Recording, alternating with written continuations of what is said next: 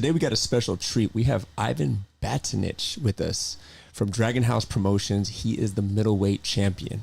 Let's give it up for Ivan, man. Excited to have you here, Ivan, brother. Thanks for having me. We're hearing a lot of good stuff about you. You're a champion at certain promotions. Sure. Dragon House, is that right? That's right. And one of the things when I first looked at your Instagram, we all want this type of highlight. You've got it, Right. and it's fucking awesome. You have a guy that you have him, right? Obviously, mixed martial artist, and you're a great grappler. You have this guy by the waist, and you're flipping him backwards as a suplex. Right. And I'm looking at this picture. I'm looking at him like every man wishes they can have this type of highlight in their life. Even professional fighters wish they can get this type of highlight. So you're one of the rarest of the rare, even in the MMA community, that has that type of highlight. Yeah. How did that feel when you have that dude? Boom! You have him locked up in the air, suplexed. What's that feeling right there? Like, fuck yeah, highlight. Yeah, basically, I mean, I'm known for doing it. It's kind of like my signature move. I've done it in other fights as well. Okay. But when I get the opportunity to you're do fighting it, this guy. Get ready to get suplexed. I remember doing it and feeling like, oh yeah, this is awesome. Oh yeah. How did you develop that? How did that become your signature move? Yeah. Well, my background is that I'm a strength coach as my professional trade outside of martial arts. You have a gym here, right? I do have a gym. It's located at 394 Barack Obama Boulevard. It's the newest evolution You're in San Jose? of my fitness Nice. endeavors. So feel free to check it out. We're on Instagram under boxing_boutique. You can check it out. We do strength training, boxing themed fitness. It's a non-contact fitness facility. Mm-hmm. But prior to embarking on my martial arts career, I was a big-time football player. I had wrestled in high school, and I was known for being strong and powerful, right? So Yeah. that was always kind of my go-to, overpower the guy, pick him up, slam him. And, it's always been in the back of my mind to develop this priceless content. You're getting professional photographers filming, taking photos in the cage, in the match. And, what is better than a suplex? So when you developed the suplex, it was like the football helped you develop that move from. Yeah, I mean, there's a high crossover from, say, triple extension exercises, so like clean snatches, kettlebell swings. The term is triple extension. Mm-hmm. So imagine you've got the barbell at your hip. You explode it upwards in this triple extension pattern. It's no different. I've never heard of the triple extension pattern. Okay. I do those moves, not as much, obviously. Yeah, so you got your calves, your ankles extending, your knees extending, and your hips extending. And, Okay. A wise man once told me that bodies move easier than iron. So, the more you blast weights, the easier it's going to be to blast bodies, in theory, right? Oh, damn. That's legit. Bodies move easier than iron. That's real. right. Yeah. Okay. So when you're blasting weights around, doing all these crazy movements, what are you thinking when you're lifting weights? Because some people think it's boring to lift weights, right? Let's start from that aspect as far as training the body, because you're developed strength, right? You're a trainer. So when you're lifting weights for so many years, you're 30. I'm 38 almost. 38 years old, and you've been lifting weights pretty much your whole life. If you've been a super athlete, right? Yeah, I wouldn't consider myself a super athlete, but by to most people, I'm more athletic than most. Yeah, of course. So what's the mindset when you're coaching these young men or your clients? What's the mindset that you got to train them to go through that type of training, consistently lifting weights over and over again? Because some people get bored of it. Right. Well, in the traditional sense, like weightlifting, bicep curls and shoulder flies and things like that, I do consider that to be pretty boring. Pump work. There is a time and a place for that, but sport-specific training, ballistic training, plyometric drills, things like that can be exciting. You can see your improvement in your form. There's a high level of skill acquisition required. So improving your form is always a good,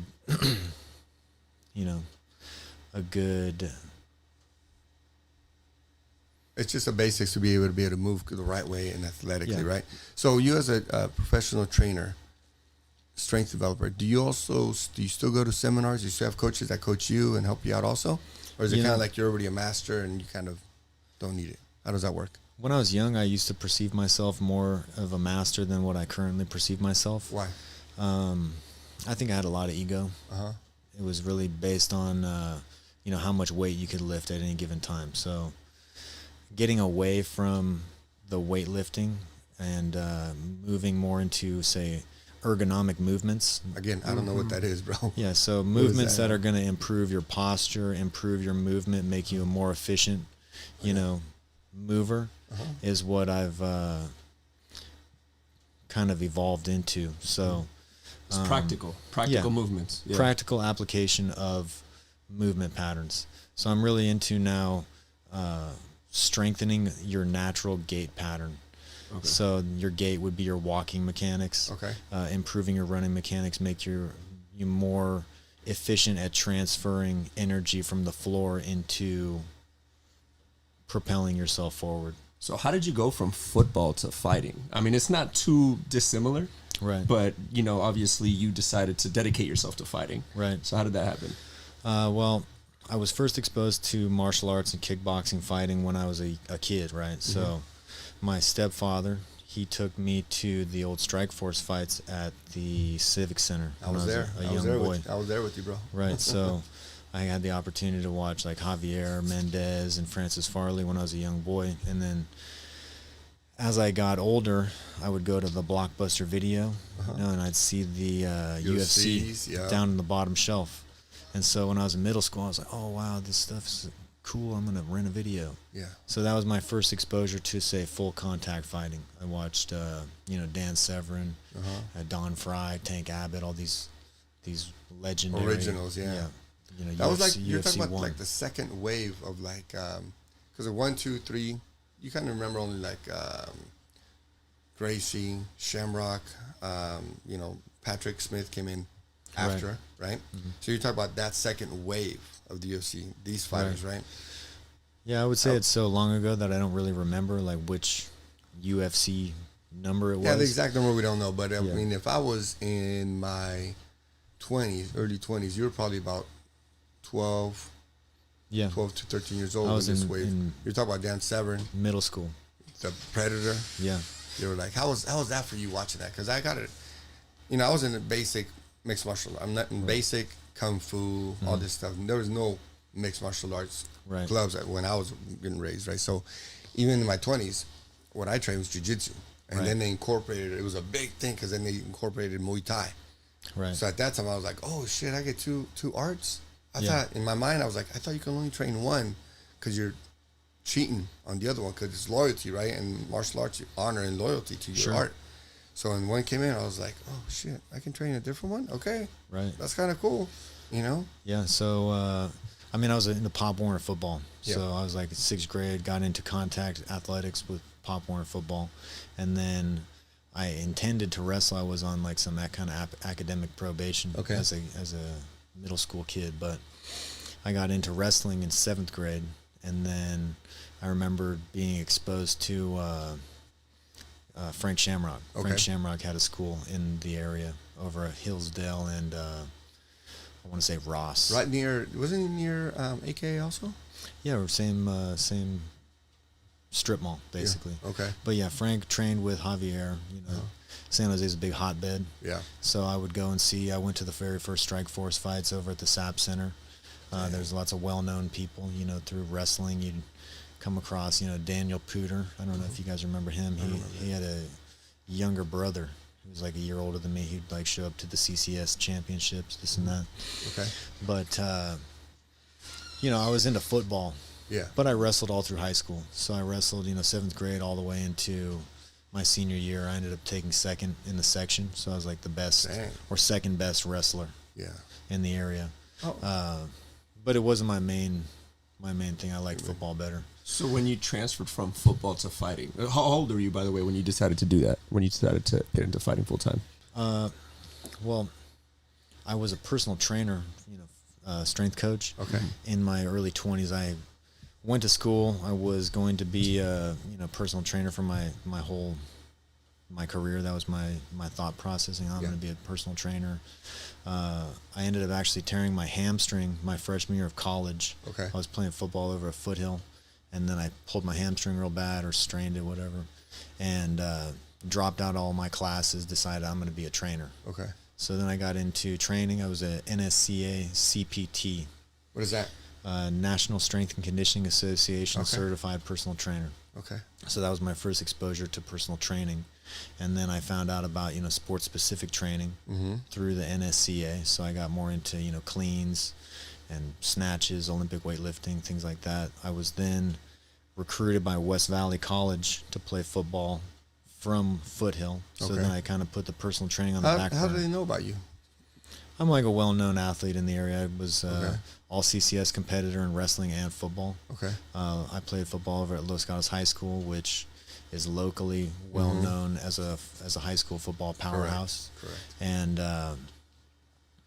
the coach reached out to my coaches, was asking what happened with me, how come I didn't play over Foothill. He said that I was available. Okay. So That's cool. Yeah, John Vlahos, who was the head coach over at West Valley at the time, called me up. I was a bus boy over at CB Hannigan's. I'm sure you heard of that spot. And so I was a bus boy over there. I remember being in the kitchen. He called me up. Hey, I heard that you're available for some football activities. Why don't you come by the campus and check it out? And that's rare, right? Because the one coach tell another coach, hey, you can pick him up. You can help him out. Usually coaches don't want to share players. Well, this is my high school coach advocating for me after I had already left high school. Oh, okay. Yeah. So your high school coach called up your Foothill coach and asked about you. My high school coach got in contact with the West Valley coach, and the West Valley coach reached out to me. Gotcha. So then when I was at West Valley, I was two-time first-team All-State, honorable mention All-American at the end. I mean, two-time league defensive MVP. So I was a standout linebacker You played at the what junior position? college. Middle linebacker. Middle linebacker. So Yeah. pretty much the coordinator of the defense, right? Yeah, I remember every year my nose would get all bloody. I had a mullet. I was 20 years old. Nice. Fully invested into football. That Yeah. was my thing. I had, professional aspirations. I transferred from West Valley to Washington State, Oh, wow. which was at that time a Pac-10 school. Yeah, at that time frame for sure. That in itself was a trial going up there, and I pulled my quad shortly after getting up to Pullman. So, okay, so now you're in college. You're in Washington State now, and you're saying you have your professional aspirations. Like, what was the distractions that you had to fight? Because I'm sure you had to fight distractions to stay focused. What was it that you had to fight? I'm sure your teammates are, partying and fucking around with girls and all this. Well, so when I was in junior college, I had like a girlfriend that I lived with at the time. I was like all sprung on my girlfriend. Okay. I had, for lack of a better term, mommy issues. I wanted my girlfriend. I had this whole family ideal that I had set up in my head. Okay. And so she and I ended up living together when I was maybe 18 or 19, moved in, and then we lived together while I played football from 19 to 21 before I went away to school. So my distractions at that level weren't very high because I was so invested into, my relationship, my schooling. I had some requirements to transfer because I was a full-time student for 3 years leaving junior college. So you're supposed to have 75% of a major completed by the time you transfer. Oh, no. So That's a rough one. all of my classes that I took from 18 to 19 weren't transferable because they were shit. like personal training courses. Okay. So then I was taking like double duty classes, summer school, winter session, intersession, 20 units. You're like taking 20 units. I was about to say 20 units, yeah. I was going to San Jose City College, picking up units over there, going to Foothill College, going to De Anza, going to West Valley, Dang. just picking up whatever kind of classes that I could transfer that would apply to my major, which at the time was sociology. Okay. So this is obviously before I had the idea to fight, Yeah. Okay. And then when I went to Washington State, I pulled my quad within like the first 2 weeks of getting there. At that time, did your girlfriend go with you, or you guys broke up? No, well, I, basically was like, Yeah. see you later. I got shit to Great do. call. Great call. Yeah, I'm gonna go follow my Heck yeah. dreams. I kind of viewed her as like a hindrance to my course. my performance and to my progress. And then on the same note, I felt as though it would be selfish for me to bring her to Pullman, which was a college town, and expect her to just, just do wait on nothing, you. wait around Wait on you. until I'm done with practice or whatever. So, you know, That's a good call. You know, one of the things that we talk about is, you know, what distracts men nowadays a lot. Well, it's always been like that, right? You can attest to this, but even more now, I think, is the attention, wanting the attention of women. yeah, And you know, I say something. I say at a certain age, I say men shouldn't even mess with these women until you get to a certain age or make a certain amount of money, because for what? Right now, women are just time consuming. All they want is attention, right? And our time. Mm-hmm. And what's the best thing man can do is you invest your time into working, doing something for the future. yeah, into yourself, into your future Correct. self. Into Yeah. yourself and into your future. Because, you know, Miguel says it all the time. Their commodity is time. They want time. They want energy. They want attention. And for us, man, our time and energy has got to be into business. Yeah, because That's there's a certain our point, that's all you dreams. got. All you got is time and energy, and that's all Yeah. you're going to give them, and it's like, you have nothing left for you. Exactly. You know, it's like we talked about in the kitchen, right? A little bit is, you know, the Bay Area is different. We're different from the rest of the world. Like, Right. literally from the rest of the world, the Bay Area is so different. Even to parts of California, we're so different. United States, everything's so different. And so here, we got to be on like a different type of grind. It's like a more focused, more driven, more purposeful. Yeah, and especially within the area, I'm sure you've noticed there's lots of international people who come from other places because the opportunities are so high. Correct. And so you have people coming, investing their time for a temporary period only to make this money, and then they're going to leave.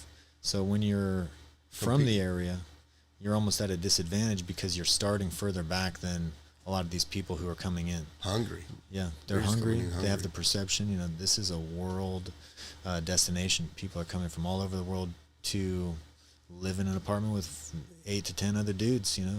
The way you just said it, grind. the way you said it makes me feel like I haven't appreciated the Bay Area as much as I could, and not taken advantage of the opportunities. Even though Right. I've been okay, but not now that you said it, it made me think like, oh fuck it, well you've been lazy. Right. You've yeah. been lazy. Like I think I have the immigrant mentality from my mom, right? That always working, just what you just said. I'm here for a certain period of time, and I gotta go. Just Right. fucking go. And I think of that, and I'm like, how many of us men, right? How many of us men are thinking we think we're doing enough by working 8 or 9 or 10 hours, but you know, as immigrants, you know, we all know someone around here. How many hours do they work? Oh, they're 14, hitting- 16, 18 hours? All day, every day. You 60-hour weeks, 80-hour weeks. Yeah. Correct. And you said that, and thank you, man. Thank you. Because now I feel lazy. And when someone feels lazy, we can either what? Sit back and say, okay, I'm lazy, or take massive action again. Right. And you just literally sparked me right now. Like, okay, I need to do some more shit. Well, this guy's a coach, man. He's reinvest. You got to reinvest, double down on your investment, you know. I got too comfortable, bro. We're already here. Yeah. People are coming from God knows where to come here, you know. Yeah. People will swim across a river. Literally. literally will. Literally. That's real. So That's crazy. You know, but that, you know what? I hope you know we bring you on here because I say something to all of our people that watch us, and we clip you up. And some of the things that you say, I'm already like, all right, people need to watch this shit over and over again. We need to clip this up.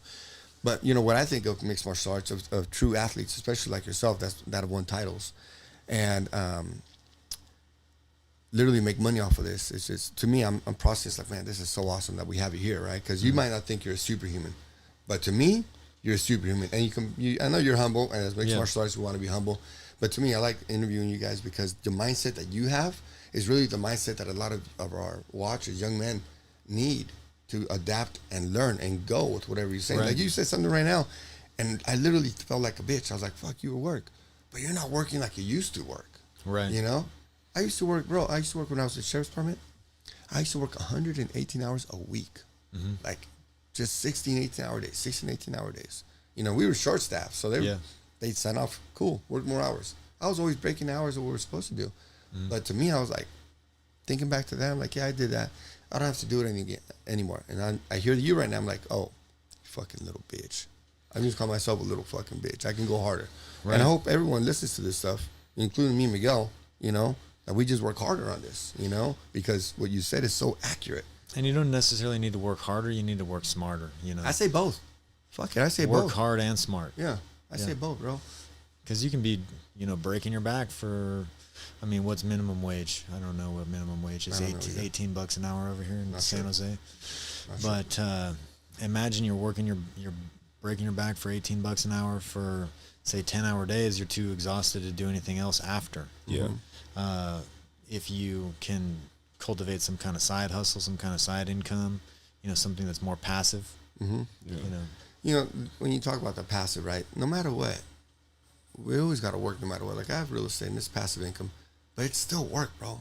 Everyone thinks that real estate, being landlord, is passive income. These motherfuckers are work.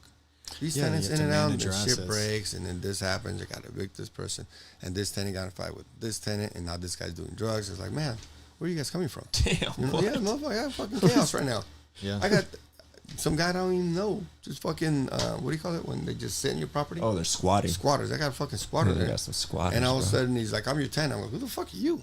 Yeah. He's like, and then I find out he's doing drugs, and find the other guys tell me this guy's doing drugs. They're all doing, what the fuck? That's not good. Now I got a big old mess there. I got to handle it. But, passive income is just more work. Yeah. It's all work. So I believe you are a mindset and fitness coach for men, correct? Correct, yeah. Okay. And so can you give us an example? And women.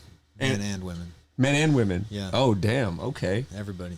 For everyone. That's right. So what is the main bedrock philosophy that you base your mental coaching on? One of the big things that I keep coming back to, at least with my own self, is accountability. Mm-hmm. Am I actually being accountable? And that's been something that I've been struggling with.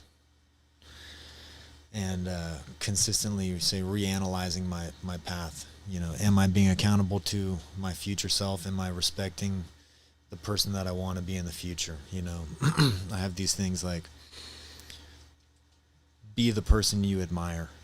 Mm-hmm. You have to basically, deconstruct your future self and then adopt the qualities of that person.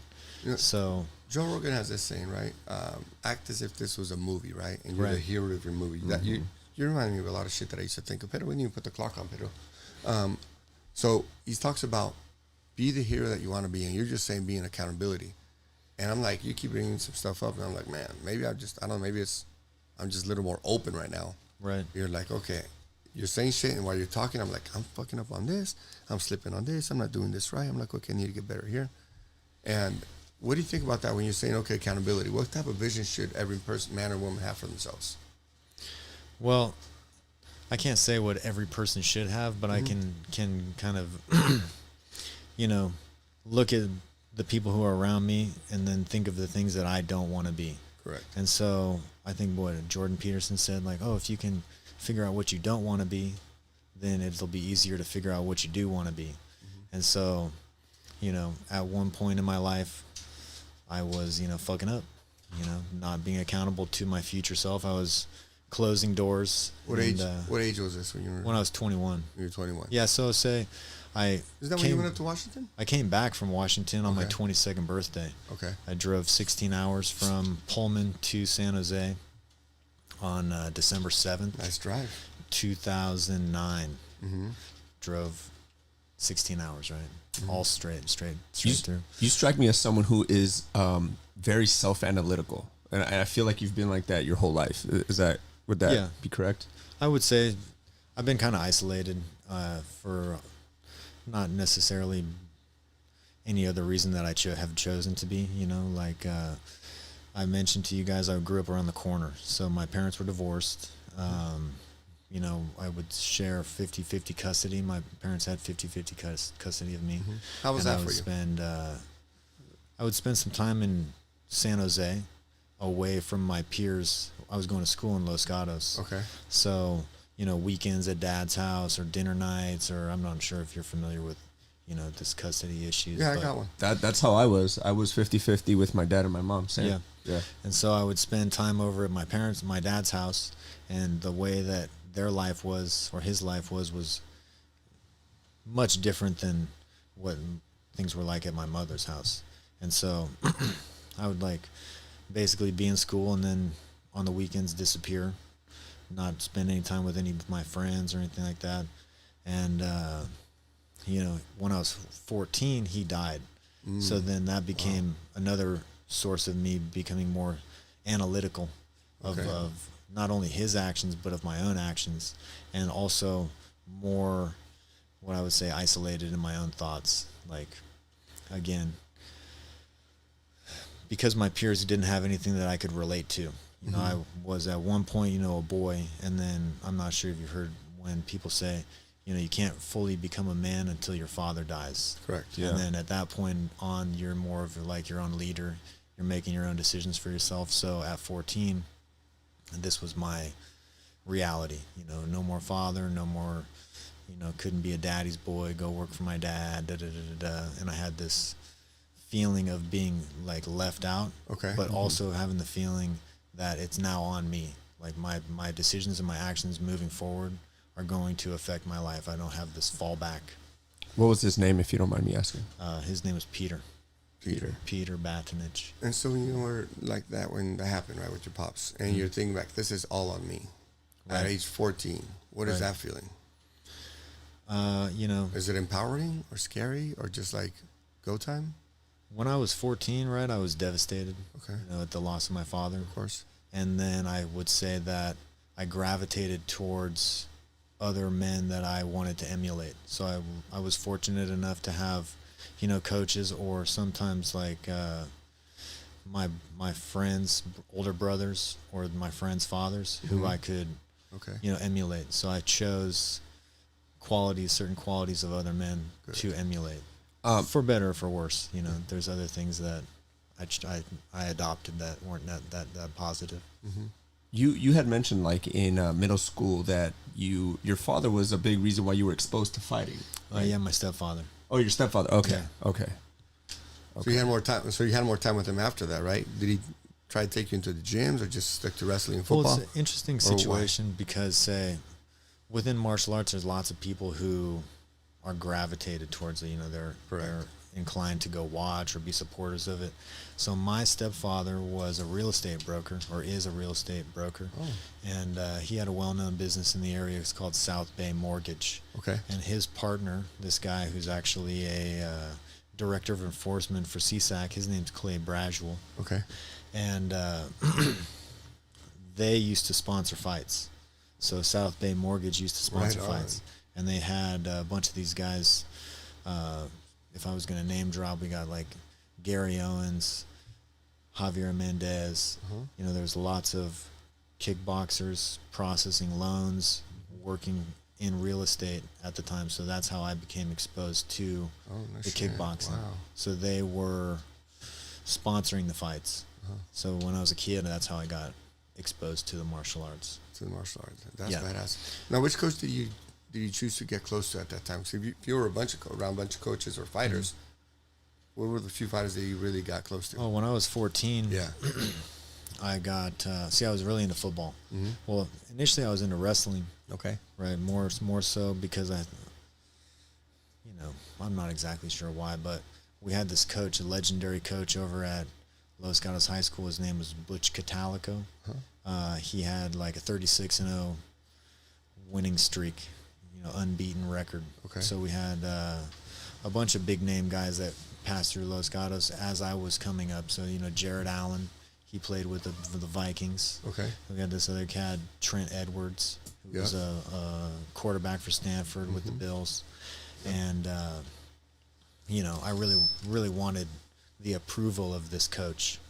So I would be up in the weight room all day, every day, go study game film, be in his office. He had a office setup where we could go look at old highlight tapes of past, whatever you want to call them, prospects, college prospects, and I would like sit in there for hours, watching, game film over highlight and over tapes. again. Yeah. And how did that work out? Was he always there with you guys, or just a group of you were there learning, or how did that happen? Because I've never been in anything like that. I've been in like soccer groups. So the way that we had the practices scheduled was that we would go in at lunchtime, and watch game film with the coach, breaking down game film of our opponents, and then on Saturday mornings, we'd play on Friday night. Saturday mornings, we'd all go to the room, review the game film, and basically, you're in there every day. We had these double days, right? Yeah. When we had double days, we'd go to the gym. We'd stay on campus for a week. So we'd have morning practice, lunchtime, evening practice, dinner time, everything was with the team. Okay. Supervised weightlifting, supervised this, supervised that. Summer camps. Yeah. The whole deal. That sounds badass. That sounds badass. So when you're training in football, what's like your best memories in football? And what's your best lessons in high school football, not college football? Okay, my best lessons in high school football. See, I remember, like as a junior, they had high expectations of me, right? Uh-huh. And I remember just getting yelled at, screamed at all day. And, you know, it was because they had higher expectations than what I was portraying. And so the evolution that I took on from junior year to senior year was probably my best memory. You know, stepping into that role as a team captain, stepping into that role as a leader.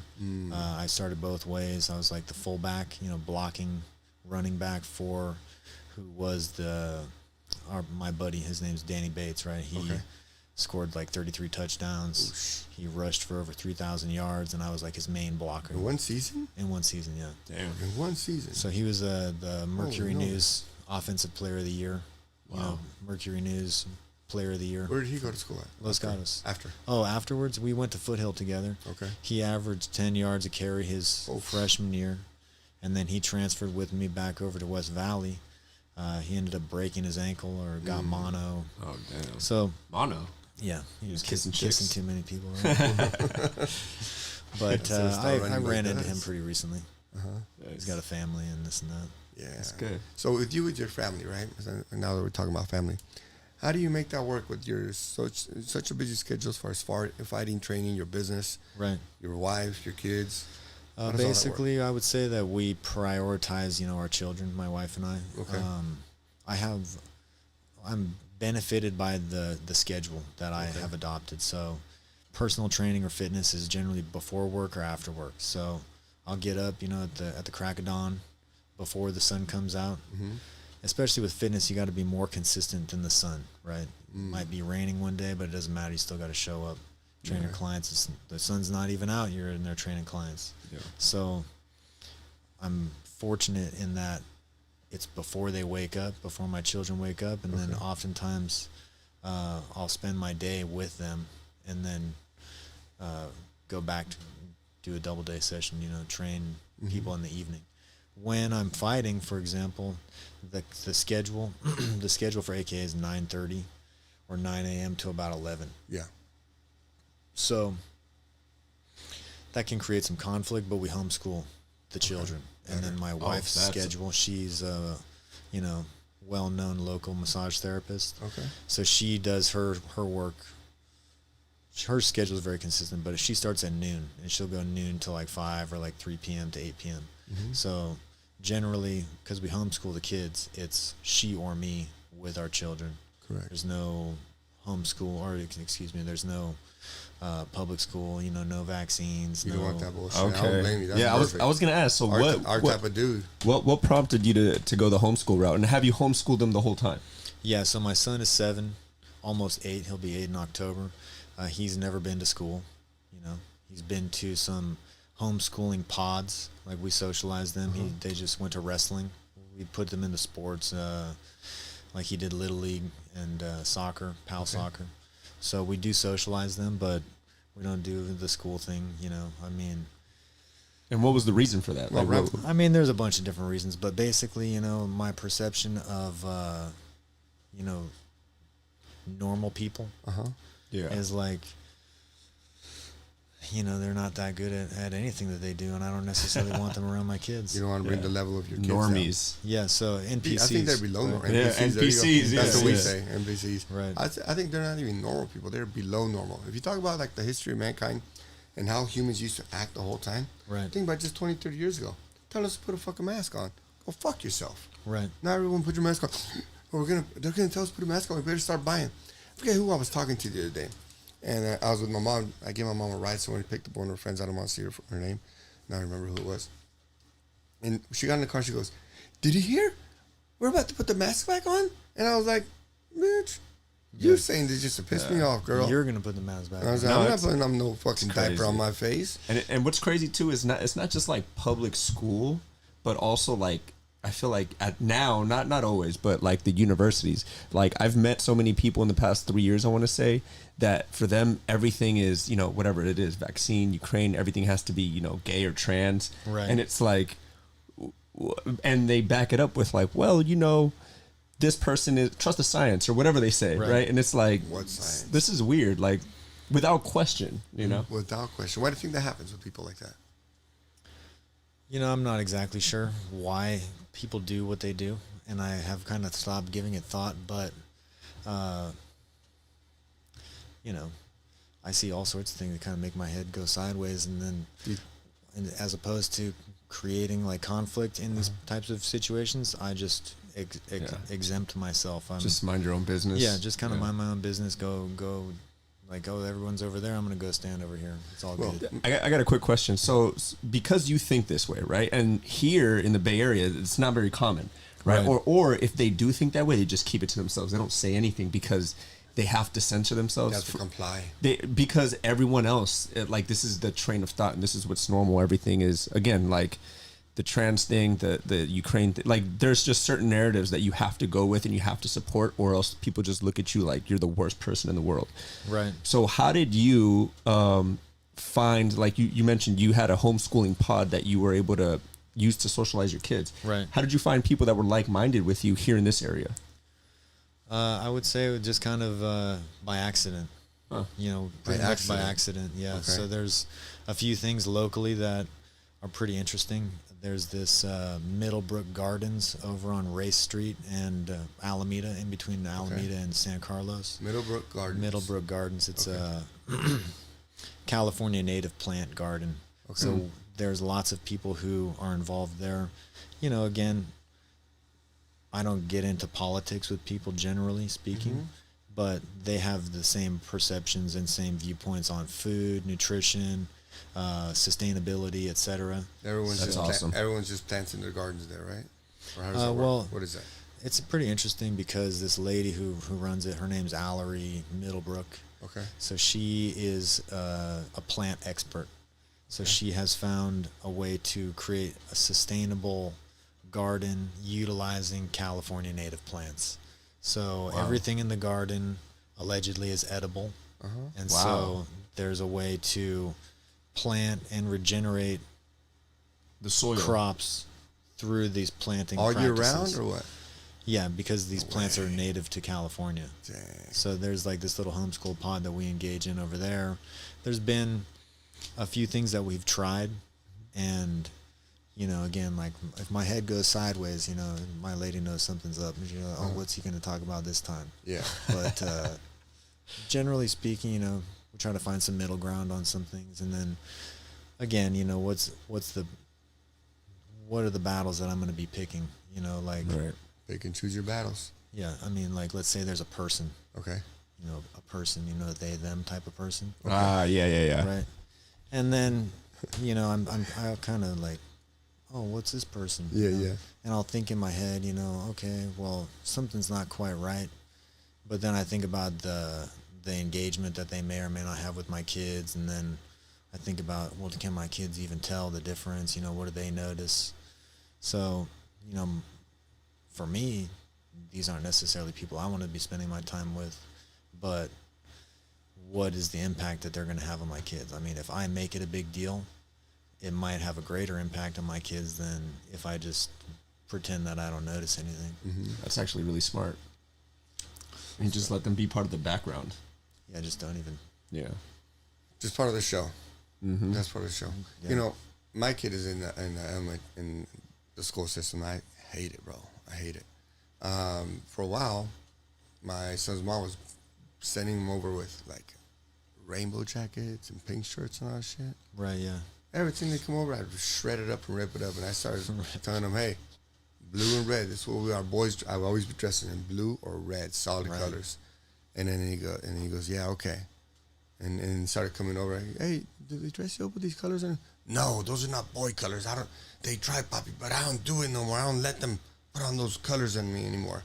Right. So they're battling all over the place, you know? They're battling at home, at school, all these crazy stuff. So I think what you're doing is fantastic. I hope to be doing that with my next kids also.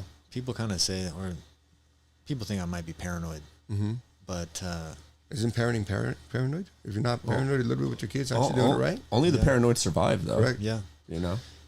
and again, like we've had like small things happen because we live in a park too.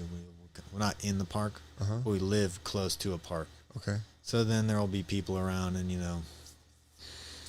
there will be people who seem to be overly friendly. Yeah. And then I'm just like, yeah, don't talk to them. Of course. Like, oh, you're being mean, but well, whatever. Yeah. Of course. Yeah. There's no reason for like a 50-year-old man to be talking to my No, 7-year-old hell son. no. And that's what I find weird about it. I mean, I hope you don't mind if we get into this conversation because it's like a thing that we like talk about. Again, I say it all the time where it's like I have no problem with another person's lifestyle, but then when I have nieces, I don't have kids yet, but I have nieces, and my sister tells me all the time, like she's like, dude, like everything is gay. Everything has to be gay. I don't understand. Sure. All the time gay, you know, and I look at it and it's like how you said, it's like paranoia almost, where it's like, what are they doing? Like, why are they talking about this in schools? Like, when I was in school, we didn't have sex ed until I was a freshman in high school. I was a sophomore, bro. and it was just heterosexual sex ed. They didn't even talk about no trans or none of that. They didn't even talk about anal. For me, they just taught you how to put on condoms, and then they showed you your dick with gonorrhea. Like, you know what I'm saying? Right. It was just the basics. Like, don't have sex, or if you do, be protected. Like, that was it. Right. It was basic shit. And now it's like they're talking about he, him, they, them at like second and first grade. You know what? You know what's happening, bro? Recently, I've been watching a lot more videos of people fighting back, like parents, like literally fighting back, or teachers fighting back to the kids. They, them. And teachers like, what? You're a young lady. No, I'm a they, them. Where's the rest of them? Where's they? Yeah. Like teachers literally I saw fighting that back. video. I know what you're talking about. Did you watch one on the airport? Yeah, but that was a fake. That was a skit. That was a skit. Yeah, but I was like so realistic. I was like, holy shit, is this really happening?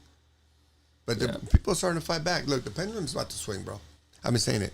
You push that hard, it's just balance. It's yin and yang. It always happens, right? Yeah. It just always happens. So I'm glad everything's coming back. I think you're doing the perfect thing. I don't give a shit if people say you're paranoid. I'm going to be doing the same thing with my next set of kids also. And I like the stance you take too, because again, you allow people to be themselves. Like, whatever. All right, you want to do your thing. You want to, color your hair blue and say you're multiple people, right? Sure. Instead of she or he or you're them. Okay, cool. But you're gonna play the background, and I'm not even gonna engage. And I admire that. Yeah, like my thing is, I'm not trying to offend anybody. Right. I don't want anybody to have hurt feelings. Right. But we can just agree to disagree. Exactly. There's just stay with safe spaces, and there's places that aren't for everybody to go. I'm not going to take my kids to the strip club. I'm not going to take my kids over to drag queen story time. I'm not going to do any do of that. Do they have that here in California too? I know they have it all over the country. They have it here too. Yeah, of course. What the fuck? Man. Of course. Fucking madness, bro. What type of parents are these? That's child abuse, bro. But you know what's crazy? I recently met a young lady, the same person I talked to you about, right? Because I have a second job. I work on the weekends at a wine store, nice. Okay. right? And so usually I'm not exposed to these kinds of people. Whenever I meet people, it's usually people that have same ideals as me to a certain degree, right? So, but being at this wine store, I'm meeting all types of people. And one of the young ladies I work with, she is hyper like this, like again, college educated, just. This is what she's about, and everyone has to be about it. Everything has to be that way. And it's kind of crazy because I've never I just started paying attention to it. I don't engage it, but it's like little things where it's like there's another Colombian friend that I have that works there. We speak Spanish all the time. She's like, oh, I want to learn. So we engage with her. Oh, okay, cool. You want to learn Spanish? We teach her Spanish. But in Spanish, there are words that have a feminine and a masculine to it. It's it ends in an O or it ends in an A. Mm-hmm. And she's like, why? And it's like, oh, that's just how the language is. And she's like, that's so dumb. Why would you do? And like, she just made a big deal about it. And I was just like, everything has to be about that. Correct. It's kind of crazy. But I think that's, like I said, I think it's coming to an end. Like us right here, we're all sick of this shit. I was sick of it when I first heard of it. I was like, what are you talking about? What are you doing trying to change our world? Our world has been so awesome, especially in the United States. That first comment you made, like we're in the United States. I said it before, we're the only country that has dream behind it. It's not the Colombian dream. It's not the Japanese dream. It's not the Korean dream. It's not the German dream. It's not the Saudi dream. It's the American dream. And people need to appreciate that shit before they fuck this up. Right. But I think a lot of people are gonna be fighting back. Next year's, I think it's gonna be a trip. Next year's gonna be a trip, bro. I don't even know if we're gonna be crazy. I don't even know if we're gonna get to the election, bro.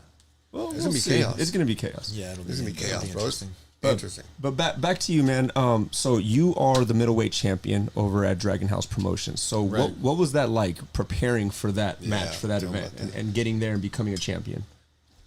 I would say that it's the accumulation of a lifetime of effort. The championship. It was something I didn't even have as a goal initially when I got back into martial arts. So, but the training for the fight, right? Mm-hmm. A little bit of this, a little bit of that. Weightlifting, running, but it's been an evolution of my fighting style. I had to use all the skills that I've been developing over the last 10 years. I work daily with Clint Coronel when I'm into my training. He was recently on the podcast. Shout out to my boy Clint. So, we developed a game plan. I executed it. In my perception, I could have been more dominant in the fight, right? The guy that I fought, he's real good. I'm not to take anything away from him, but I could have finished him in the first round. I could have finished him in the second round. I could have finished him in the third round. Why didn't you? Did you want to just go long? You want to get those minutes in, or what happened? I'm just having too much fun. Yeah. I don't want it to end. Yeah. And so, I've heard that before. Like when he fights with me, he never finishes me off. He just fucks with me the whole time. Yeah. He's got quick hands. This guy. Quick hands, bro. Yeah, so, I had my very first MMA fight with Dragon House in maybe 2011. 2011 is when I had my first amateur fight with Dragon House. And then I injured my eye, had an orbital blowout, maybe at the beginning of 2012. Did it fall out? No, I had basically your orbit, the bones behind your eyeball are very fragile. So my eyeball got hit inwards into my skull. The bones on the bottom edge of my eye split open and then closed on my muscle at the bottom of my eye. Holy so I had shit, dude. a crooked eye. You painted a picture there. Yeah, so my eyes were crooked. I had double vision, that wouldn't correct itself. Yeah. I went to the doctor. They're like, hey, you need to have surgery immediately. So I got this surgery, and my eye looked horrible, right? Okay. Worst thing you ever think. Like, you think that surgery is going to fix you. The surgery is worse than the actual injury. How long did that last? I was put on the injured reserve, right, for 6 months. They're like, don't do anything where you can get hit in your eye for 6 months. So that 6 months turned into about 4 years. Oh, shit. So then I didn't get back into martial arts until 2016. Dang. Yeah, Wait, 2016. And why did that turn into 4 years? Were you still fighting? No, so the 4-year hiatus, I injured myself weightlifting, did some ego lifting up at the gym. I remember I blasted my eye, sat around, for weeks, and then watched a Mark Bell video where it was like, yeah, fuck you, fuck your elbow, da-da-da-da. And then I went to the gym, and I was like, yeah, I'm going to deadlift. I'm going to deadlift 500 pounds today. You're fired up. And then, Yeah, so then I walked off, basically off the couch, didn't do a good warm-up, didn't do what I was supposed to do, as a smart person. You went heavy right away? Not right away. I did like 135, 225, 315, 405. Damn, bro. Bam, threw on 455. Oh, shit. Hit 455. Bam, it flew up. I was real strong when I was younger. I'm still pretty strong. My nickname's I Be Strong, right? Okay. So I deadlifted the 455 for a single. Bam, went to do it again. Halfway up my shins, my back busted. Oh. Boom. Busted my back. And then, I fell on the ground. Where are you alone, or are there people around? I was inside of a gym. I was inside this place called NorCal Functional Fitness. It's over on McGlincy, off of McGlincy over there, Foreman Drive, 529 Foreman Drive. I was training clients over there. So it's a gym full of personal trainers. Okay. So, in front of all my peers, all these people, looking at me, bam, snapped my back, busted my back, fell on the ground. It wasn't that serious. I didn't go to the doctor, but I was kind of walking sideways for quite some time. Okay. I decided, I'm going to deadlift 500 pounds, rebuild my strength. And so I built my strength back up to 500-pound deadlift, and I was like, bam, I'm strong enough, ready to go back to AKA. Okay. So I was in there sparring Luke Rockhold, helping him get prepared for some fight. And then I tackled him into the wall. Bam, smacked my head first into this padded wall and fucked up my neck. And so then my arm... What year was that? This is in 2012. Damn. So in 2012, I hurt my arm, or maybe 2013 at this point. Hurt my arm. I had, hurt my nerves in my neck. I hurt my neck. Damn. And so I had atrophy in my arm, tremendous pain. My arm was basically unusable. My tricep couldn't activate. Oh, it's not firing? Yeah. Holy shit. So I was like, man, fuck fighting. I'm done with that shit. Okay.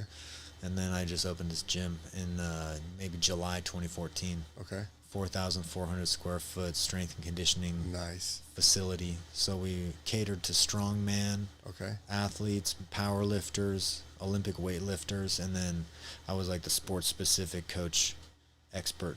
And so we also rented space to, personal trainers, this and that. And that's part of my detour away from being an active competitor in mixed martial arts. Yeah. And that's the same gym you still have right now? No, so I had that gym from 2014 to July 2019. So July 2014 to July 2019, we signed a 5-year lease. Why'd you close that? Being a gym owner is very oppressive. And then also having it be a one-man show like that. Yeah. I was waking up in the morning, training clients from 5:30 to about 10 in the morning. Okay. Then going to AKA, doing my martial arts training, coming back, and then training clients till 8 p.m. So, damn, that's I heavy. Was no family time at all, no interacting with my lady, no children. And so I decided, want to change this up? Might as well change it up a little bit. So my lease came to a term, and then I decided, I'm going to go on hiatus from being a gym owner. I was fortunate in that I was able to take my morning clients to other gyms. I went to One Republic Fitness, which is over on San Carlos. It's now closed. And then started doing some stuff over at Dark Horse towards the end of 2019. Oh, I've been there. Yeah, that's at 92 North Almaden. Right there by San Pedro Market. That place is badass. I like that place. It's cool. Dark and scary. Quick question. So your tricep wasn't firing, right? You said your tricep wasn't firing. So what did you do to get that back going? I didn't do anything. I just took a tremendous amount of time off. And so from my understanding with now the knowledge that I have, if you have this axial compression, right, say you herniate a disc in your neck, you're not supposed to load it or do anything overhead or load your traps, your axis, this axial compression, for like maybe 6 months to a year. Wow. So maybe July 2014 is when I opened the gym. I had already been, struggling with this issue for quite some time. Okay. Towards the end of 2015 is when I started exercising seriously again, because I had I got sick of my own excuses. Okay. So I decided, enough was enough. What was the spark plug? What did it? What'd you hear? What was in your mindset? Fuck, let's go. I just kind of looked in the mirror one day and I was like, nah, fool, you're being a fucking little bitch. Okay. This is not the life that you deserve. You're not supposed to be fat. You're not supposed to be all doughy. Isn't that word like being a little bitch? Doesn't that spark something in this? Like when I get mad at myself, give me a little bitch right now. Yeah. That little bitch thing is like, that little bitch voice is like, gets you. Yeah, no, 100%. And then and it goes back to what you were saying. It's accountability, because most people don't want to be honest with themselves, so they won't say that to themselves, especially when they need it done. Because, I could have been rehabbing myself, doing these postural drills, being in the gym, training around my injury the entire time. But I decided that my priority was this gym. My priority was not my own self.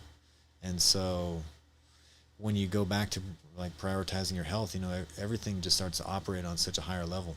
Yeah, that's deep. That was deep what you just said right there. That was bars. Bro, talk more about that. 'Cause, I'm gonna tell you, last 3 months when we started this podcast, and these guys were making fun of me every day. I was like, all right. I never made fun of this guy for being fat or old. I don't know what he's talking about. He just calls me obese every day, right? So sure. It's true, you know. And so I'm like, all right, cool. Let me get back in shape, right? Because before I didn't need to be in shape. I was just making money, I had my chicks, and just whatever, having a good time. I can still grapple, still throw down. So I was all right, still strong conditioning. But I'm like, all right, now I'm gonna get thin again. And like in the past 3 months, I think I dropped like 30 pounds. You know, It's huge. big time. You know, and I'm 47, and I can still move pretty decent, right? Not any of you guys' level, but there has to be like a switch in someone that says, all right, I'm done being this fat. And you were talking about white and pasty and all this shit, right? Right. Soft. What else went along with that when your mindset changed? Now, F this, let's go. Like what happened after I made the switch in my life? Well, you know, I had this gym.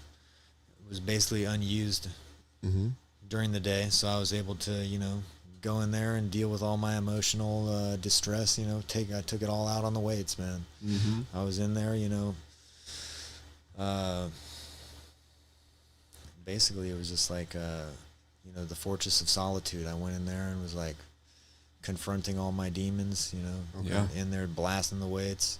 You know, I would be weak. And then I remember just like being so frustrated with the feeling of like my muscles reconnecting. I would like throw weights around, you know. Damn, that's different crazy. music and going, you know, it was just like, I would compare it to like, you know, throwing something into a mirror and watching all the glass break.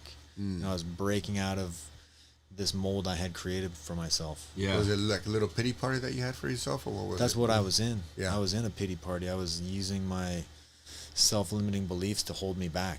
You had a vision of yourself that you've created, and then it manifested as your physical self, and that's what you were breaking down. Right. Yeah. So I came up with these sayings like, you know, be the person you admire. You realize your potential. You know, these things that are not even really that catchy, but they're very powerful. You know, realize your potential. I'd wake up in the morning, and I remember I was bouncing. I was a bouncer at the time. I still am, but so I'll do that too. So that's like a little side hustle that I have. But you know, my gym wasn't making money. I was in there, you know, spinning my wheels. I had lots of, you know, refurbishments that I was going through. So, you know, it was a 4,400 square foot dilapidated old Korean market. So, I mean, I'm not sure if you're familiar with the stereotype, but basically the guy didn't do too much to improve the infrastructure, the aesthetic of the building. You know, there was lots of responsibility, and I just kind of got tired of hearing, you know, my own excuses. Oh, well, if this building was better, I would be doing better. If I had more clients, people would be doing better. If the gym was nicer, more people would come, blah, blah, blah. And I was like, nah, fuck that. Let's go. That's awesome. Who are you going to rely on? Myself. Because we're all, like they say it on Instagram, right? They say you all started from the bottom. Show me your bottom. Show me your bottom. And that's what's going through my mind right now. We're like, all right, you were down here. And he said, let's go. Time to go time. Show me your bottom. So do you think that was your bottom, or did he have another bottom?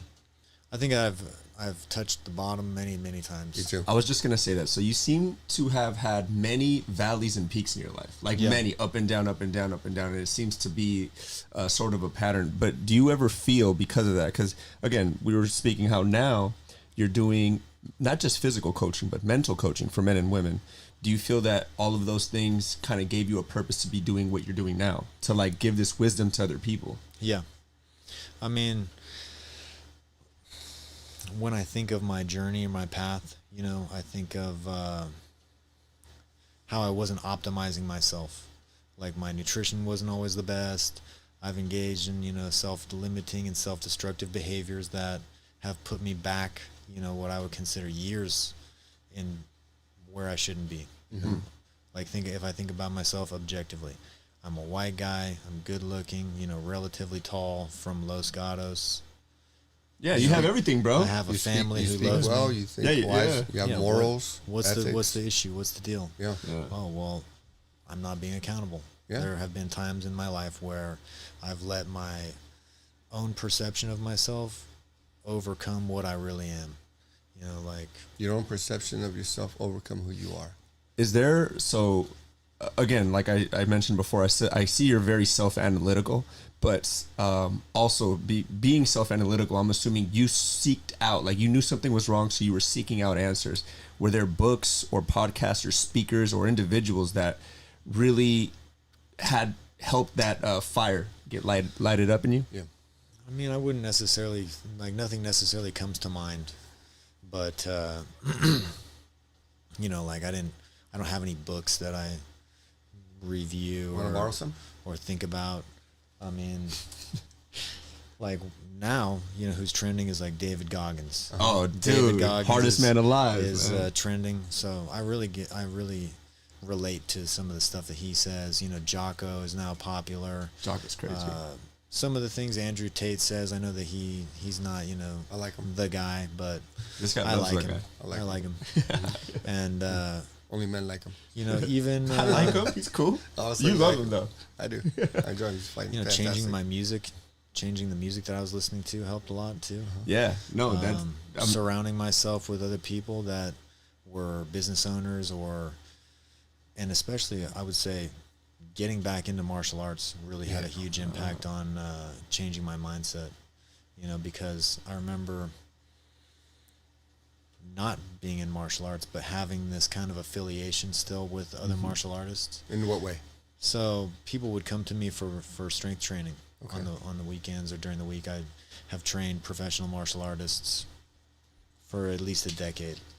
I've kind of gotten away from the one-on-one strength coaching, but Okay. at one point in my life, I was training UFC athletes and main eventers and Wow, that's cool. you know, people who were that I looked up to.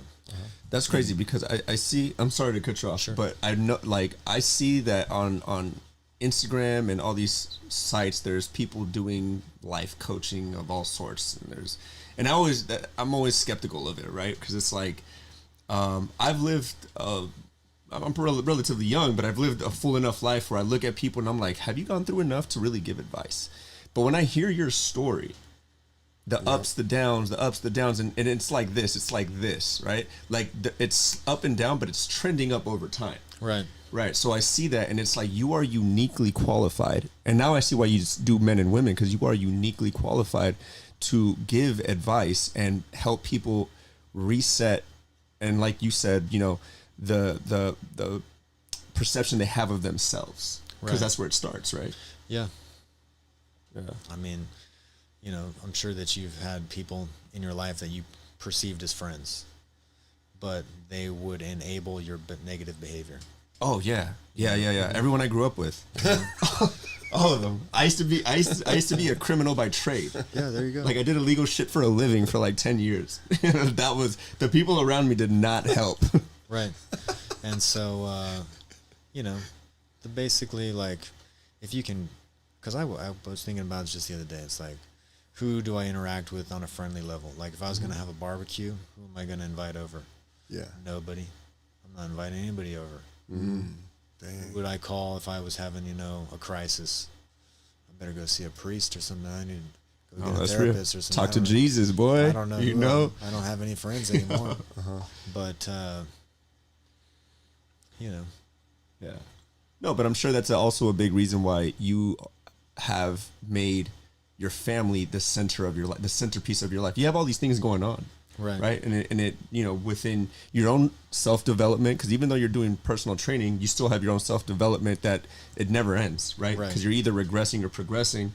So you're doing that, you're training, you've got a gym. What's the name of your gym again? A boxing boutique, San Jose. Boxing boutique. And where is it? It's at 394 Barack Obama Boulevard, directly across from the Chevron. Okay. No, is that like car wash still there also? I mean, it's close by. You're talking about the Sharky's Car Wash? Is that it? Yeah, it's close by. Close by. Okay. Yeah, San Carlos and you're Bird. 1 block south from there. Towards Willow Glen. Towards Willow Glen. Okay, I know where you're at now. Okay. Yeah. I thought you were on the next block north from there. That's where I thought you were at. So when's your next fight coming up? What's your game plan for that? I don't have anything scheduled. I was considering, you know, trying to get on this card that was recently happening in LFA. You know, I'm actually buddies with Daniel Compton. Mm-hmm. We had him on here. Yeah, so I was. That's a trying to crazy get on that man, show. bro. That's a bad dude. That motherfucker's bad. He's sick, bro. That's fucking hilarious. But So I was trying to get on that card initially, but my training hasn't been as Consistent? serious or consistent as what I would prefer it to be. You know, I could get in a street fight and beat most people. I could do like a low-level fight more than likely, but if I can't dedicate, 4 to 5 hours a day to the training, then I'm doing it a disservice. Correct. I'm not honoring my martial arts person. And again, this would be the feedback from my most recent fight in October. I didn't train appropriately for that fight. I came in and underperformed. And so...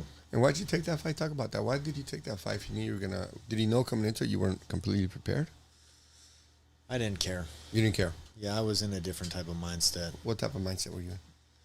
I was looking to blow off some steam, but basically, I had a bunch of different things in my life happening.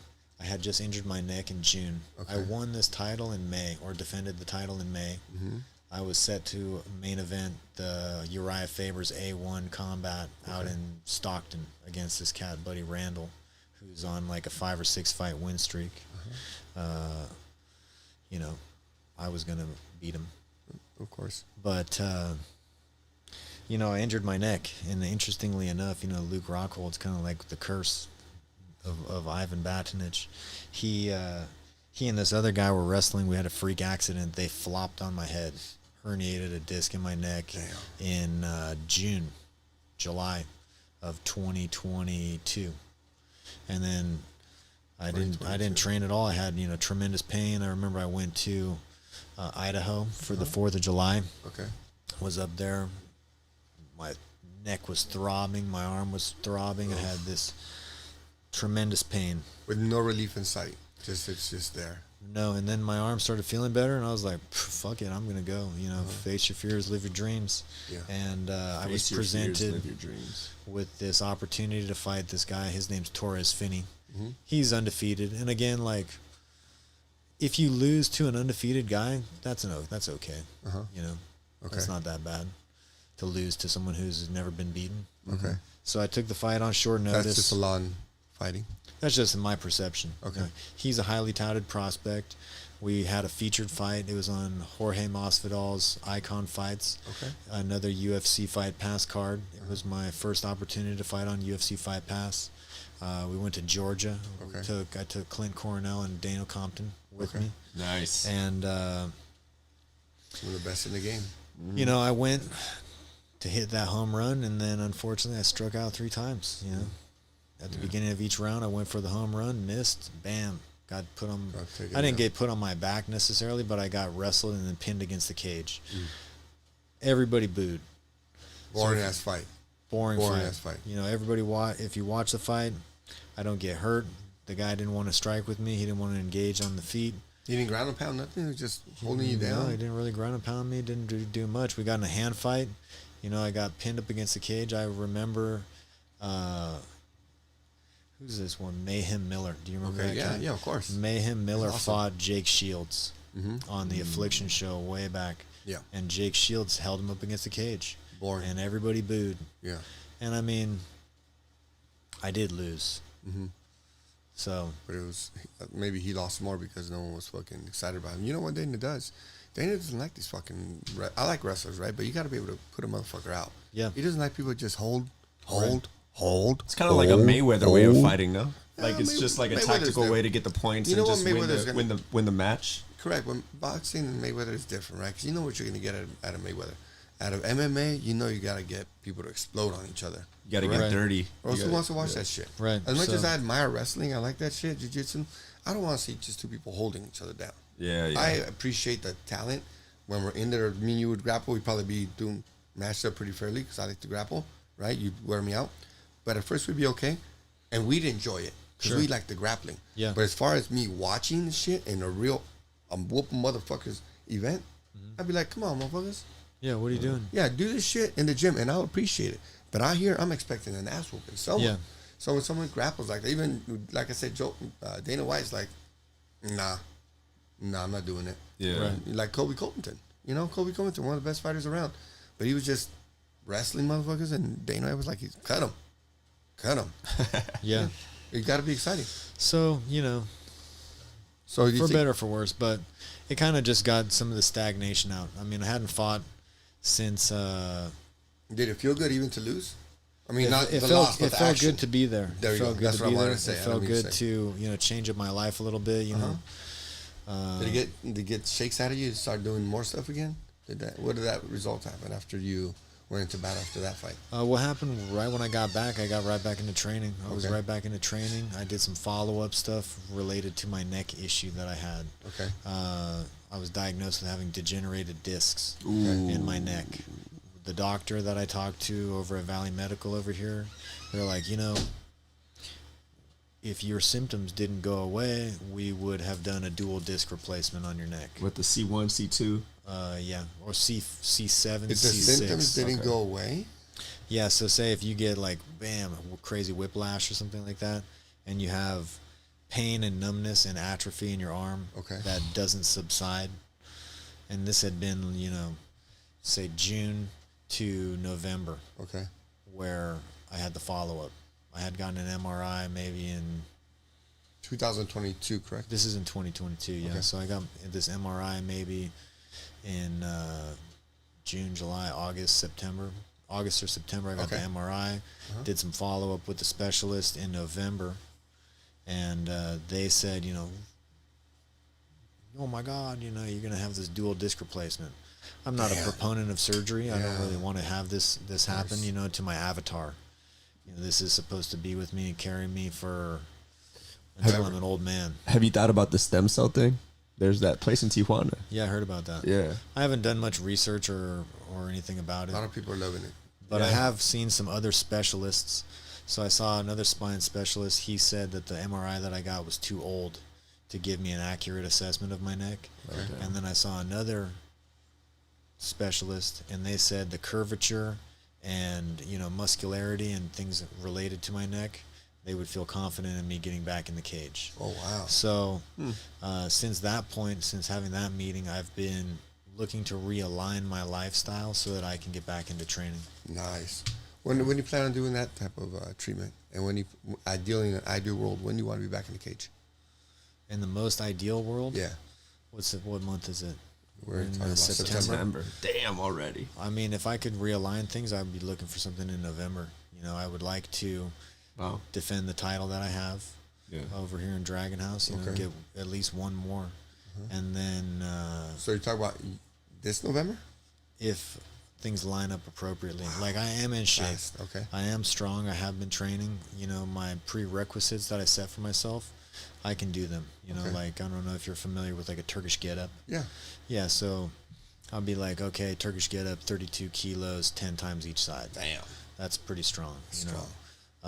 Squat, ideally, I set a goal to do 315 for a set of 20. I did 250 for 20. Okay. And that's substantially strong in my perspective. Yeah. If I can deadlift, 400 pounds or something like that, there's not what I would consider a huge transfer, crossover from those weightlifting movements into mixed martial arts. But to me, that would give me confidence to, embark on this training camp. Because the training camp is where you're most likely to get injured more than the fight. And your body's already ready to go. When I strength. feel like strength wise, I can do that. Like say, I can run from downtown Los Gatos all the way up to Lexington, and then pump up 3 paddle boards. I don't know if you've ever pumped up a paddle board with the hand pump. Yeah. That shit's A motherfucker. yeah, that is a That's a motherfucker. So motherfucker if right you there. can run those 5 miles and then pump up the paddle board, you're in good ass shape. when do you plan on retiring from fighting? Never. This other cat asked me that, and I said I'll fight till I'm fucking dead. there you go. Damn, turning dust into There octagon. you go. That's right. I respect Good shit, it. bro. Because I mean, I like it. hypothetically speaking, or even metaphorically speaking, you're never going to stop fighting. There's always going to be other fights. And then also, interestingly enough, with these professional bouts, if I find another old guy, Yeah. or if say I blow up as my influencer status, Yeah. Correct. and get somebody else to go fight, YouTube or, social media, Yeah, marketing, yeah. etc. If I find the right person who can promote a fight, Mike Rashid I don't know if you guys know who he is. No. Mike Rashid came to my gym shortly after opening it. He's part of the Iron Addicts crew, you know, CT Fletcher. Yeah, yeah. So he's this jacked guy. And he got into boxing. So he's like, yeah, Mike Rashid. Da, da, da, da. I held pads for him out in the front of my gym. But he got into professional boxing as a way to legitimize his persona. Mm-hmm. Yeah. I'm already a pro fighter. I'm already a champion. Are you talking about that guy that has the big ass lats? Yeah, he's huge. His back is all tattooed up.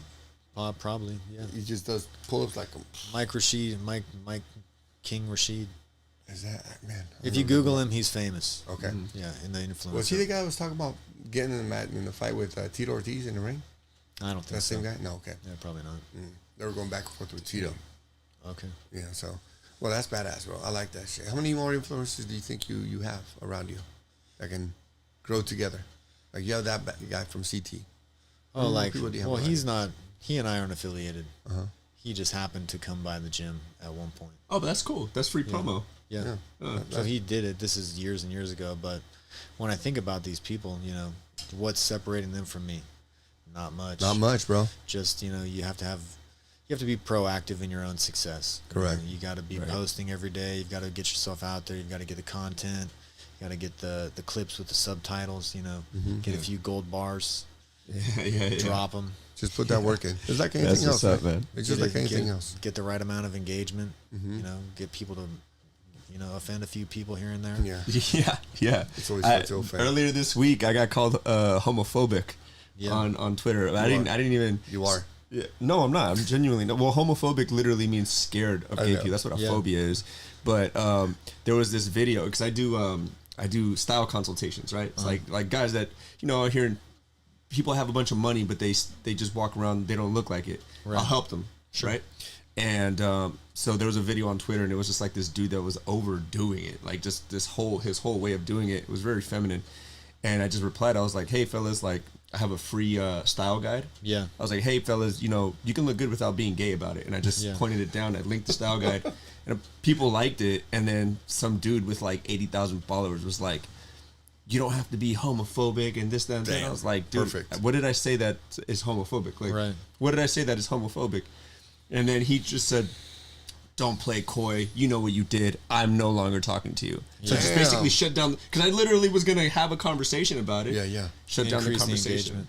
Yeah. I mean, I think that it all helps to develop your niche. If you have conflict, I mean, not everybody's for everybody. So no, that's real. You can't get too upset. I mean, I didn't get upset. I've been labeled as being homophobic too. Yeah, I didn't get upset. I made a video about it, and it was just like a perfect moment where I can take it, and it was like you could flip it into content where it's look, this is what I'm doing, and this is what I'm about, and I'm not homophobic. I think that's what he wanted. He said, "I'm not going to give this guy no content." He said, "I'm not talking anymore." No, well, he tried to be smart because he sent like a summary, like a whole paragraph. Because all I said was, how was that homophobic? Yeah. And he sent a whole paragraph, but he ended it with, "I'm not talking to you. I'm not entertaining this." Because it was not a very like intelligent answer that he said. Because all I would have said was, homophobia means I'm literally scared of gay of course. I'm not scared of gay people. I'm not scared of anybody, of course. But just like how you're pandering to your left and your virtue signaling, I'm also here marketing to people who want to look good but don't want to be gay about it. That's just want to be that's it. And it applies the same way. I'm doing exactly what you're doing right now. But just being manly about it. Yeah. What do you think is crippling people as far as for being more manly? I see you doing. What do you think is crippling men from being more manly? Because I see you doing a lot of things that we already believe in. What do you think? What is crippling men from being more manly? Correct. Because he's saying like, "Oh, what'd you say that's homophobic?" Where's that coming from, and what's really stopping a lot of men from going forward? Being man, that we respect. You know, man is a very broad term because you can be manly but not necessarily have these hyper masculine qualities. Like you don't have to fight to be manly. You don't have to, fix things and necessarily to be manly. I mean, all these things help. Mm-hmm. I think that those are pretty much prerequisites, for, to be masculine. But, I think that a man, is true to his word, tells the truth. Like I said, follows through, is honest. Yeah. Correct. Is introspective. Protective of his family. Yeah. Very important. And I mean, there's lots of ways to go about being protective. And what do you think is pussifying the people, the men? What's pussifying them? Yeah.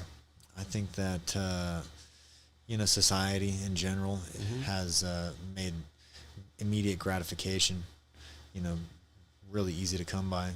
I think that there's been a lack of skill development, skill acquisition. People aren't necessarily into trades. Like I said, fixing things is really beneficial and useful. I think that the more useful that you are, the more manly you're perceived to be. If you can change a tire, if you can become resourceful, if you can't change a tire, can you find the person who can change the tire? If you can't paint the house, or if you don't have time to paint the house, can you find the people who can do that? I think being resourceful, I think, being handy, relatively speaking. But, what kind of man are we talking about? Because, like, if, say, at one point in my life, being a hyper masculine person was what I perceived as being manly. Someone who's going to go out and get in street fights, someone who yelled, someone who was intimidating, somebody who didn't tolerate disrespect is what I perceived as a young man as being manly. But now I perceive being manly as someone who's very compelling, someone who's influential, someone who's honest, someone who's got control of himself. Right. Those are what I perceive as like manly qualities. Honesty. Works hard, protecting not his necessarily family. being dangerous, but being in control of a situation, whether they can de-escalate it. I would say being a little dangerous is part of being a man. Yeah, I mean, I would think so. But not dangerous to the point where you're going to harm other people, harm your children, harm your wife. No. We're talking about enough to defend yourself. To defend yourself and your family, dangerous wise. Like I mentioned briefly that I'm a bouncer. So I'm sure you guys are familiar with Khartoum Lounge. Yeah, so I was the head of security at Khartoum for about a year. Okay. I started over there in November, maybe December of 2022 as their head of security.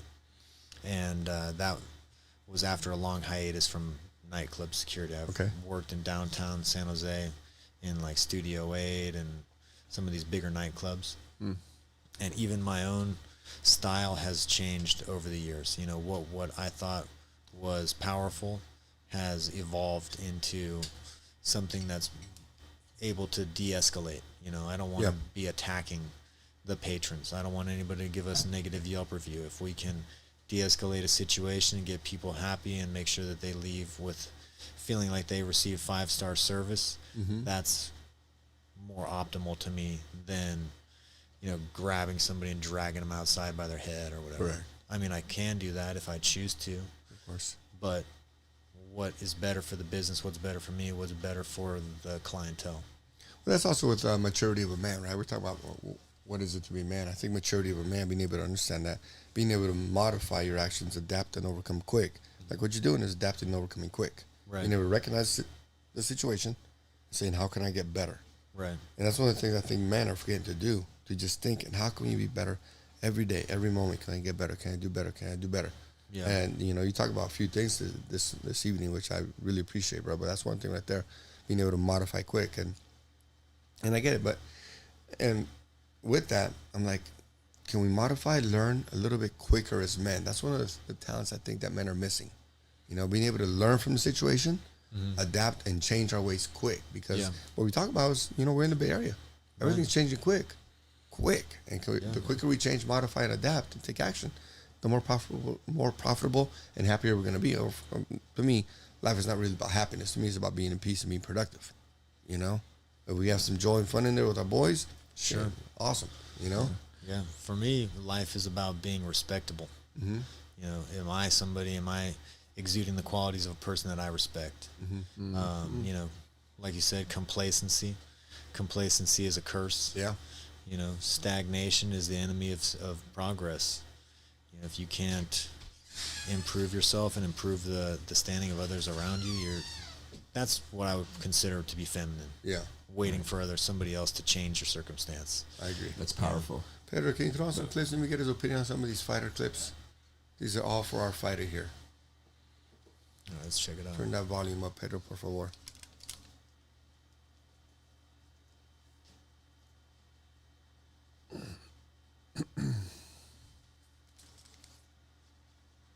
How would a fight with you and Joe Rogan play out? I think I beat the shit out of Joe Rogan. As long as him get him to the ground because his jiu-jitsu is really good. Yeah, he's got good jiu-jitsu. That's what I know. You know he got good jiu-jitsu because he's so biased against jiu-jitsu guys. You can hear it in his voice. Whenever a guy is a jiu-jitsu fighter, Joe Rogan might as well be like playing old rusty trombone, like jiu-jitsu guy. Oh, damn. Yeah, I don't give a fuck, man.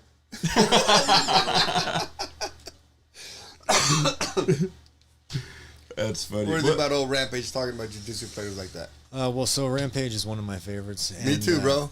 Love that guy. When I think about jiu-jitsu, like I'm known as a grappler, I'm Okay. known as a jiu-jitsu guy, but my perception of it is not what I want to be. Correct. I want to be like a monster, like pick the dude up and slam him down on his head, knock him out through a power bomb, knock him out through a suplex. I mean, jiu-jitsu is great; it is effective, but Was that how you started with martial arts? Was it with jiu-jitsu? well, I was a wrestler. Wrestler has Okay. Yeah, I was a wrestler, and then I had a bad attitude. So I'm also, a street fighter perfect blend. type of person. So I would be basically when I was playing football, I was always attacking my teammates. So we had the defense and we had the offense. And if you were on offense in practice, if you were a lineman, You're lighting them up. I'm fucking you up. I used to get in the fights with my teammates all the time. Damn. How fun is that shit? Like, you look back, right? And it's different when you fight with your teammates fighting on the street, right? Because, like, your teammate, you're like, I'm going to fuck you up today, but after practice, it will be cool. You know? Did you get over that quick, or did you hold a grudge? I mean, anytime, any place. If they wanted more in the locker room, I'll give it to them. Give it to them on the field. That's if you a want more in the savage. locker room, we'll give it to you after. So we fought on the soccer field, right? But soccer is not as tough as football, right? So I remember we fought on the soccer field, and after that was done, we got up, we started practicing. You're like, all right, you got me, I got you, whatever. Yeah. It's just fun. Who won? Who fuck knows? We fuck just put it on each other. You know who he reminds me a lot of? Me, No, fitness wise. definitely not. No, of Chris. He reminds me a lot of Chris because you are very family centric, but and you're a very down to earth guy. You're very chill, but you can just tell you have an intensity about you that you will fuck somebody up. And we have a friend, Chris, who was who competed in the Olympics Taekwondo. He was, I don't know what year it was. Yeah, he was number 23 in the world and competed for the Philippines at one point. But your energy is a lot like his. Like you're chill, you're cool, you're about your family. You know, you don't mind your business. Or you mind your business. Let other people do theirs. But when the time comes, the time's there. And I mean, I haven't really gotten into any type of fisticuffs, like anything On the street? in quite some time. Okay, cool. Yeah.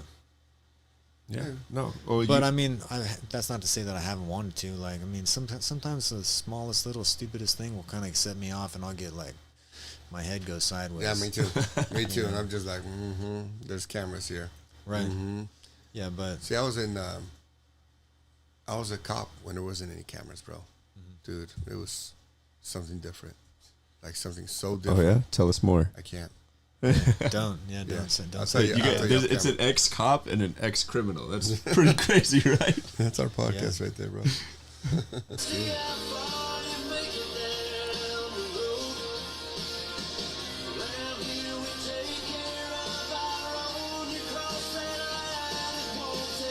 Crack. So stomping on an old lady. No. Oh, that's He tried to rob an old lady. he tried to rob an old lady, and that's the vigilante coming and giving him some justice. Yeah, I think that's appropriate. I mean, I don't really like those types of things, but circumstances are. I've been attacked by people trying to protect other people, so. I'm down with that. Yeah, I'm down with that. I'm down with that for sure. I like the song. I don't like that was like a the weird song? song for like the situation. That's He's the. happy right there. Oh, this Go is ahead. the. That's the Try grandma that in a that small this town. Oh, I that heard was that about it. song? Yeah, I heard about that song. Oh, But honestly, I think that these things are kind of goofy, right? Like, most people want to help other people. Yeah. Most people aren't going to be violent and hurt people. They don't want to see an old lady getting Well thrown now, on the ground. bro, when That's crazy. When their violence appears, you're like, what am I going to help this guy for? What am I going to help this person for? We're in California. Remember, it's different here, you know? You defend someone and you're getting charges against you here in California. So it's like, man, I was driving this one time in downtown San Jose, and with my ex-girlfriend, I'm talking about maybe 5-6 years ago. We were driving downtown, and then the guy was like looking into cars. And we were driving slow. We were realtors, right? So we were looking for an address, and I go, look, that guy's about to break into the car. And she's like, are you going to jump out of the car and stop him? I was like, no. She was like, why not? You're an ex-cop. That's not my fucking problem. Right. I said, doesn't that sound crazy that our society has gotten that way? Because I understand if I stop the guy and I hurt him, now you're in trouble. I'm in trouble. Yeah. He's the bad guy. He's the one breaking the law. Yeah. But I know how California is, so I gotta let them do this shit. I mean, I just gotta be like, okay, this is you asked for this, California. I said earlier that we live in the park, right? Uh-huh. So, there's lots of homeless around or unhoused people. And it's a nice, charming children's park. There's beautiful trees. Mm-hmm. And so I'll go up to people and jam them up. Be like, oh, yeah, you probably shouldn't hang out here. Mm-hmm. There's a better spot down the street. There's a bathroom there. You guys can kick it. No one's going to bother you. Mm-hmm. And I'm like, oh, well, what do you mean? I'm like, yeah, there's this guy here. He attacks homeless people. He's like going to fuck you up. I'm just warning you. Before he gets here, you should probably leave before he gets here. I almost started saying that. You're like fucking, what was his name? Dr. Banner before he turns into the Hulk. Like, there's this guy, bro. He'll show up. He even got the look of Banner. Look at him. He's got the look. That's so hit that next one, funny. brother. You even got that Banner look, bro. Look at him. Look so nice. Look so nice, but he'll go into a different world. There's a magical power amongst men. It's a magical power which has been forgotten and lost. When you put enough men in the same room, there's a transference of energy that makes us feel unity. I say all the time, your friends should bring out the worst in you. And when I say the worst, I mean, when you're with your boys and you're loud, you feel aggressive, and you're about it, and you'll talk to that bitch, who cares if she says no? You bring out the worst in you because you don't give a fuck anymore. Because what used to happen evolutionarily is when large groups of men got together, you charged at the enemy. You ran at the spear. When men get together, there's a magical force that makes us feel brave, makes us feel powerful. So you should be around other men that make you feel that way. There's a magical... What do you think about that, brother? I think that's really applicable to like martial arts, right? Say, the most dangerous place in San Jose, where do you think that is? Most dangerous place in San Jose. It's not the jail because there's too many cameras there. Most dangerous place in San Jose. How do you define dangerous? I think I'm so skewed, right? I'm going to say... Boxing boutique. Nah. That's non-contact. That's a non-contact spot. Then AKA. AKA, that's right. I got more dangerous place. When you're living with a woman that's not mentally stable, it's more dangerous for a man. Well, yeah, but when you think about, say, if you go to AKA, right? Everybody there's a fighter. Yeah. Everybody there has the goal of becoming like a world champion, and they're there to hold each other accountable. If you're not the cream of the crop, you're out. There's no room for weakness inside that room, and you get singled out and then you're out. So yeah, I see a lot of validity to this clip, because when you are with people, they do help. I'm not going to say bring the worst out in you, but I think that when you're around other men, other high achievers, they bring out the best in you. Yeah. If you set the standard high. Or we say bring out that dog in you, huh? Yeah, we're not going to accept weakness over here. The MGK. You heard about this? No, MGK? tell me about that. It's a trending thing. You may have seen clips on TikTok or social media where they take the guys, they put them in the water, or like they have them go on a hike. There's a bunch of Navy SEALs. Is that the one in L.A., Southern California? Probably MGK, okay. All shaved head guys. Okay. And people are looking for that. People to that type of challenge. Call out that weakness. Help them confront their weakness. Give them the option to be strong. And so what do you tell the people that have never been, this is a question I ask all martial artists, what do you tell young men or men that have never stepped in the gym, into a boxing gym, stepped on some mats, never done any type of martial arts? What do you tell those type of men? What do I tell them? Yeah. You don't talk to them? Yeah, I know. But what would you tell them as a recommendation? I would say, like, it's never too late to start. Yeah. You know, What are they gonna learn? You don't have to get beat up. Yeah. You can What- go there and learn. What if? All right, let me give you a skill development. Let me give you a specific situation, right? Let's say someone is your age, but unlike you, they had a very horrible relationship with a horrible woman that took everything from him and just stomped his heart out. And now he's looking for that change in his life. So 70-80% of men. Yeah. 78%. That's actually very common, right? Yeah, so like 78%. that person, let's say that person specifically, what would you advise that person? Well, one person comes to mind in particular. Okay. I'm not going to name names. John. But this individual was married, and then his wife, right, had children with another man prior to them getting together. And then I said while they were pregnant, I was like, she and him split up, and then she found a new man pretty much right away. They all did. And I was there, you know, shortly after when he was going through this experience. And so I would tell him, you know, to be positive, you know, focus on yourself, you know, just keep getting fit. The more fit you get, the more strong you get, the more productive that you are, the better person you're going to attract in the future. And, you know, it's like I said, it's never too late to start, and we're all going to have hiccups along the way. You can't fire yourself. Yeah. You just got to get back to work. Like, disregard, be forgiving, you know, of yourself for being weak. Disregard and forgive yourself for your slip-ups, because you can do better tomorrow.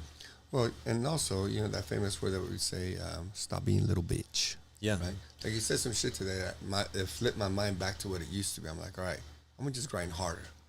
And so, thank you for that, for reals. Like, You're so welcome. you said some shit, bro, and I was like, oh, fuck, I'm acting like a little bitch. Yeah. I can do more.